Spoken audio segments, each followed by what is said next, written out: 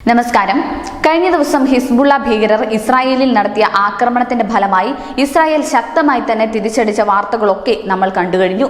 ഇസ്രായേലും ഹിസ്ബുള്ളയും തമ്മിലുള്ള സംഘർഷം രൂക്ഷമായിരിക്കുകയാണിപ്പോൾ.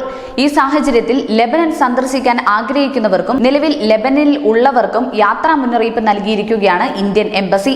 12 പേരുടെ മരണത്തിനിടയാക്കിയ റോക്കറ്റ് ആക്രമണത്തിന് മറുപടിയായി ഹിസ്ബുള്ളയുടെ സ്ഥാപനങ്ങളിൽ ഇസ്രായേൽ നടത്തിയ ആക്രമണങ്ങളെയും തുടർ നടപടികളെക്കുറിച്ചുള്ള മുന്നറിയിപ്പിനെ തുടർന്നാണ് ഈ നിർദ്ദേശം നൽകിയിരിക്കുന്നത്.